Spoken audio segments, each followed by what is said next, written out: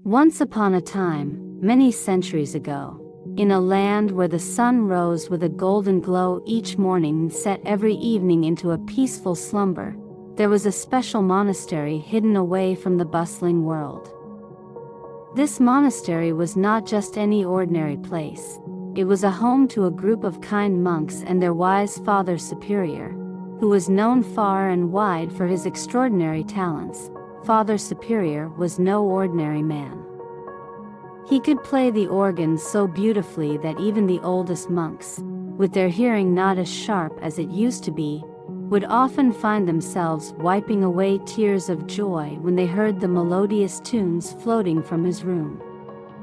When Father Superior spoke about the simplest things, like the towering trees, the wild creatures of the forest, or the vast ocean, his words would make the monks smile or shed a tear, for his voice had the same magic as the chords of his organ.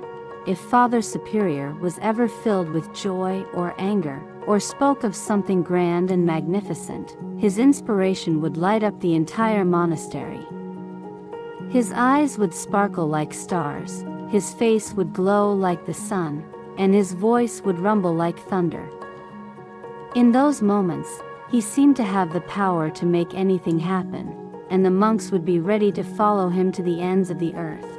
His music, his poetic words, and his love for all of God's creations brought endless joy to the monks. But over the years, as each day and night passed by almost the same, even the monks began to feel a bit weary of their routine life.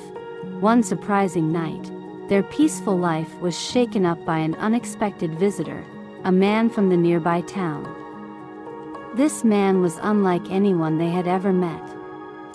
Before he even asked for the Father Superior's blessing, he asked for food and wine, and told a wild tale of getting lost while hunting.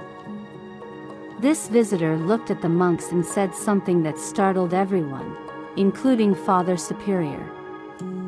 He told them that while they lived peacefully in their monastery, people in the town were suffering and struggling.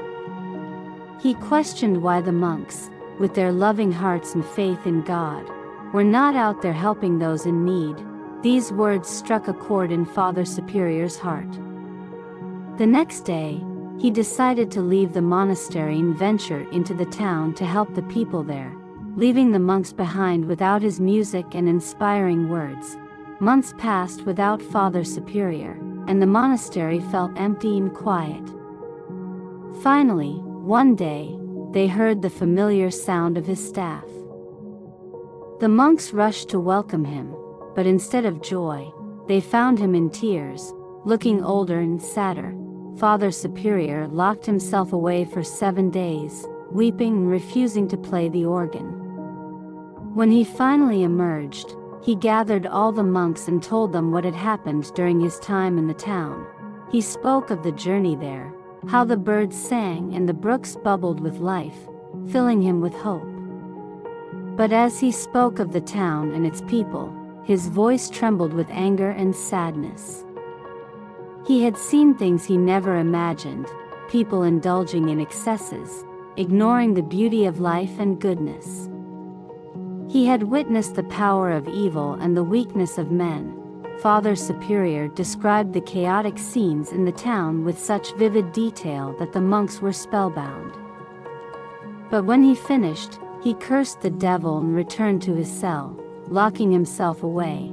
The next morning, when he emerged from his cell, Father Superior found the monastery empty. All the monks, captivated by his descriptions of the town, had left to see it for themselves. And so, the monastery stood silent, a reminder of the mysterious and powerful stories that Father Superior had shared.